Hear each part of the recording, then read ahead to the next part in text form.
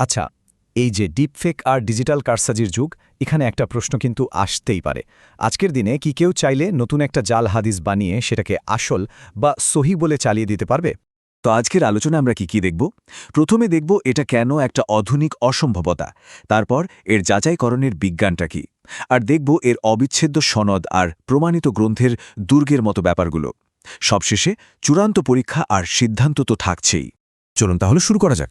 আজকের আলোচনার একদম মূল যে প্রশ্নটা সেটা দিয়েই শুরু করি। তো প্রশ্নটা হলো, এই আধুনিক যুগে একটা হাদিস জাল করে সেটাকে সহি বলে প্রমাণ করা কি আদৌ সম্ভব? ইসলামিক স্কলারদের মতে এর সোজাসাপটা উত্তর হলো না, একদমই সম্ভব না। কিন্তু কেন সম্ভব না? এর পেছনের কারণগুলো জানলে সত্যি অবাক হতে হয়।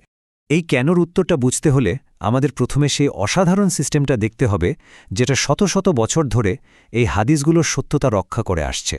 ব্যাপারটা কিন্তু শুধু একটা লেখা পড়ে ফেলার মতো সহজ না, এটা অনেকটা ফরেন্সিক পরীক্ষার মতো জটিল একটা বিষয়। এই শাস্ত্রটাকে বলা হয় ইলমুল হাদিস, মানে হাদিসের বিজ্ঞান। দেখুন, প্রত্যেকটা হাদিসকে না দুটো আলাদা দিক থেকে যাচাই করা হয়। প্রথমটা হলো সনদ, মানে কারা কারা হাদিসটা বর্ণনা করেছেন সেই চেইনটা। আর দ্বিতীয়টা হলো মাতন, মানে হাদিসের মূল কথাটা বা টেক্সটটা কি। তো চলুন এবার প্রথম আর সবচেয়ে বড় বাধাটার কথা বলি, যে কোনো আধুনিক জালিয়াতকে যেটার মুখোমুখি হতেই হবে, আর সেটা হলো বর্ণনাকারীদের এই ধারাবাহিকতা, অর্থাৎ সনদ। ব্যাপারটা হলো, একটা খাঁটি ছনদের চেনকে একেবারে নিখুঁত হতে হয়।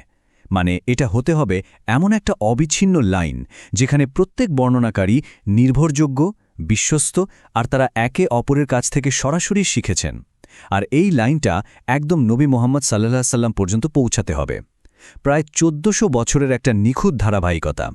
এই স্লাইডটা দেখলেই সমস্যাটা পরিষ্কার হয়ে যাবে। একজন আধুনিক জালিয়াতকে কি করতে হবে? তাকে একবিংশ শতাব্দী থেকে একটা চেইন শুরু করতে হবে, যার মধ্যে ১৪০০ বছরের একটা বিশাল ঐতিহাসিক গ্যাপ থাকবে।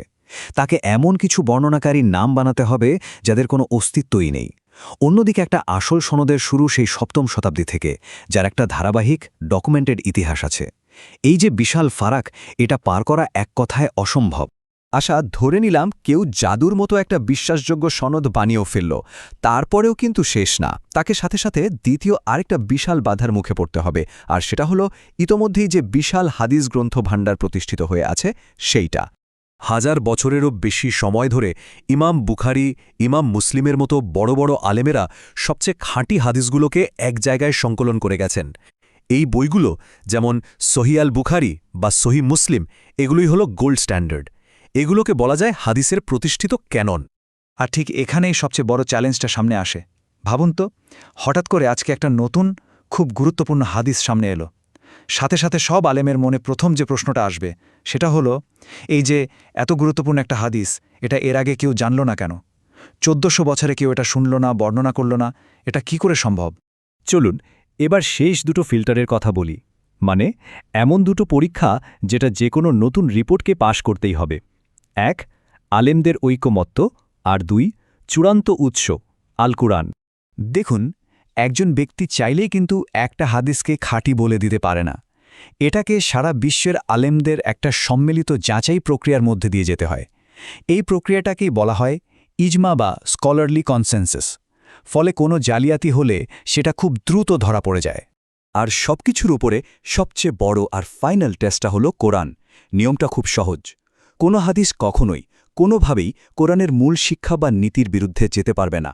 যদি একটা হাদিসের বক্তব্য কোরআনের সাথে না মেলে, তাহলে সেটার সনদ যতই শক্তিশালী দেখাক না কেন, ওটার সাথে সাথে বাতিল হয়ে যাবে, কোনো প্রশ্নই উঠবে না। তো এতক্ষণ যে আলোচনাগুলো হলো, সে সব কিছুকে যখন আমরা এক জায়গায় আনি, তখন সিদ্ধান্তটা কিন্তু একদম পরিষ্কার হয়ে যায়।